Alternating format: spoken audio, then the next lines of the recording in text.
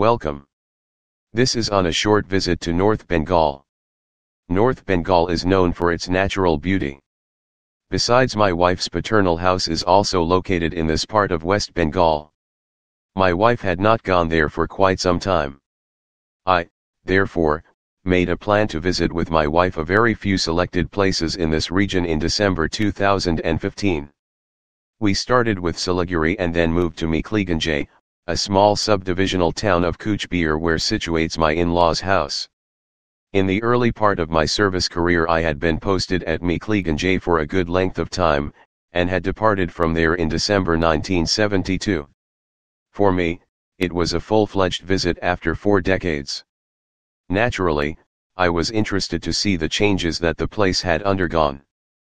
Besides, I had some sweet memories of bygone days which I had a desire to relive, at the spots involved.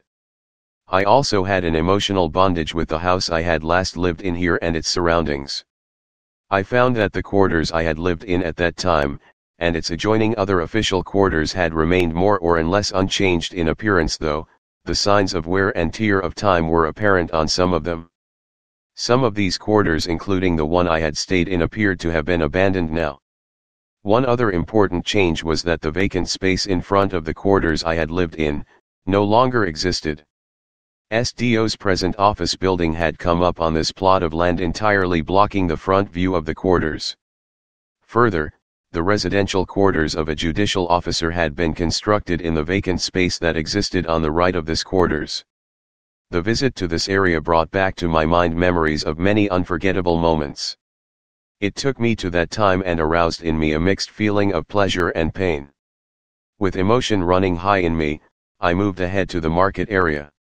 Here was that wretched dak bungalow, where I had lived in for the first half of my stay here, and of which I have spoken elaborately in my life story titled A Tale of a Silheti Refugee at https://sites.google.com/site/aparagia 1943. It was a great surprise for me when I reached the dak bungalow. Though the main structure of the bungalow remained more or less the same, there had been lots of changes in its layout and amenities. It could not possibly be termed wretched any longer. The marketplace opposite the bungalow had undergone a total changeover. I could not find any resemblance of it with its older version. Next, I went to have a look at the river Teesta passing by the town. I was walking on the embankment, which stood there for years to save the town from the onslaught of floods. There had been changes here too. Some huts had been built here and there on the river side of the embankment. A few spars had also been added to the embankment. I stopped at a particular place where I had some sweet memories from the past to reflect on. I took a few, photographed the area and then returned to my place of rest for the night. Next we moved to Falekata, where we were to stay for the night to visit Jaldapara National Park the next morning. We reached Rose Valley Resort in Falekata, where we had our accommodation booked, at around 1:30 p.m. after driving for a distance of 143 kilometers from Meekliganj. It took us some time to find out the resort, which was a little off from Falekata town in a village called Kunjanagar. Later, we visited Kunjoban, a biodiversity park set up by the Forest Department.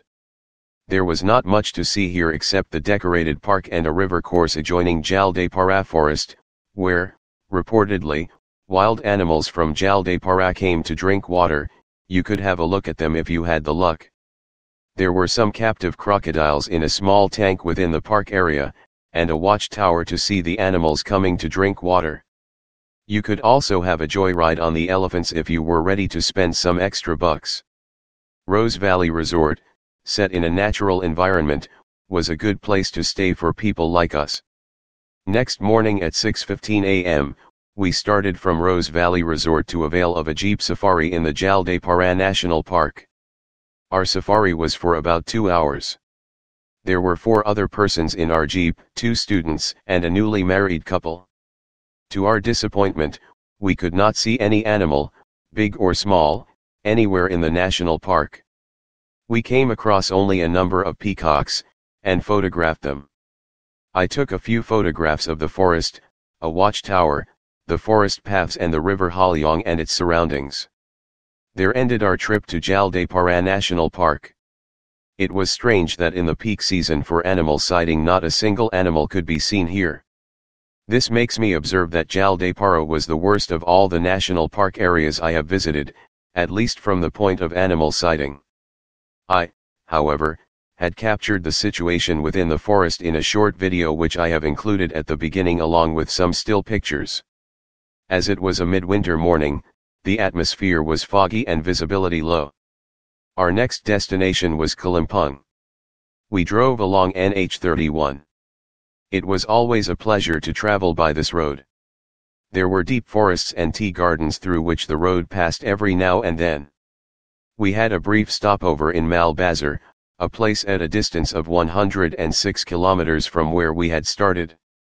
We reached Kalimpong at around 6:30 p.m. after traversing a further distance of 83 kilometers from Malbazar. We had our accommodation booked in a guest house, named Seeker Guest House. We stayed there for the night. The next morning, we left Kalimpong for Malbazar after the breakfast. On the way down, we visited Pine View Cactus Nursery. The nursery was set up in an astounding natural environment. With the hills around and the premises laid out with beautiful ornamental flowers and plants, it presented an exquisite look. It was a marvelous place with hundreds of varieties of cactus raised and nursed in a number of sheds. We walked from the shed to shed enjoying the beauty of colors and shapes of these cacti. I did not have any idea that there could be such a huge number of species of cacti. One must make it a point to visit this place when in Kalimpong. We did not visit any other place in Kalimpong as, reportedly, the worth-seeing tourist places here are on the hilltops and not negotiable by vehicles. It would not be possible for us at our age to climb the heights.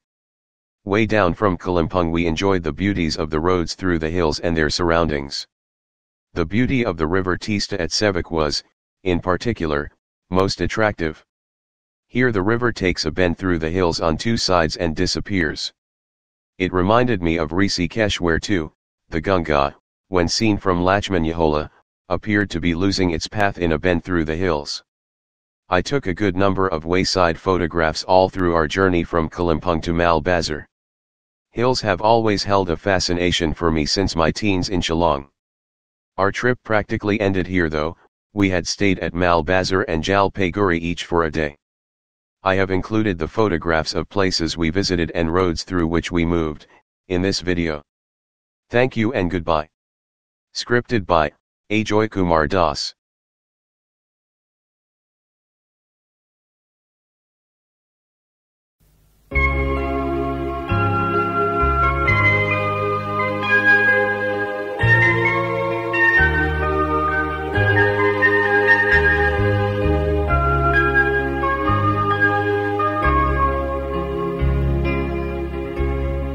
আগুনের পরশমণি ছোঁয়াও প্রাণে এ জীবন পূর্ণ করো এ জীবন পূর্ণ করো এ জীবন পূর্ণ করো এ জীবন পূর্ণ করো দহন দানে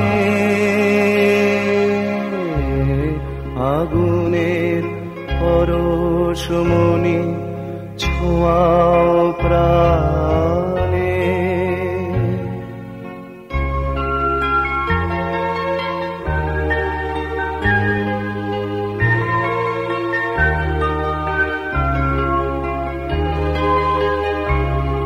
আমারে দেহ খানি তুলে ধরো তোমার ওই দেবালয়ের প্রদীপ করো নিশিদিন আলোক শিখা জ্বলুক গানে নিশিদিন আলোক শিখা জ্বলুক গানে আগুনের পরশমণি ছোঁয়াও প্রাণ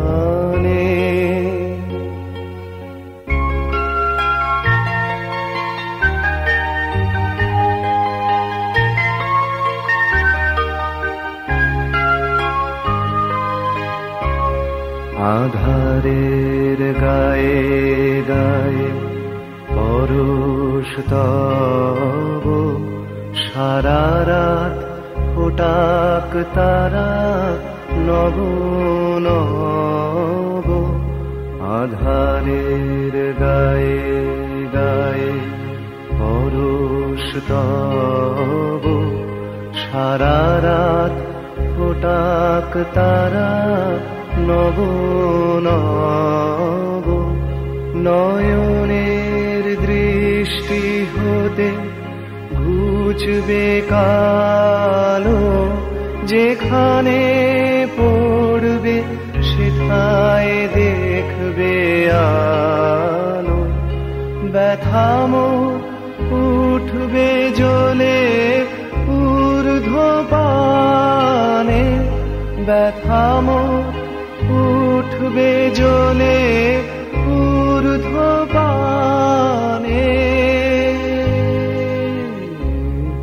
আগুনের পরশমণি ছোঁয়াও প্রাণে, এ জীবন পূর্ণ করো, এ জীবন পূর্ণ করো, এ জীবন পূর্ণ করো, এ জীবন পূর্ণ করো দহন দানে।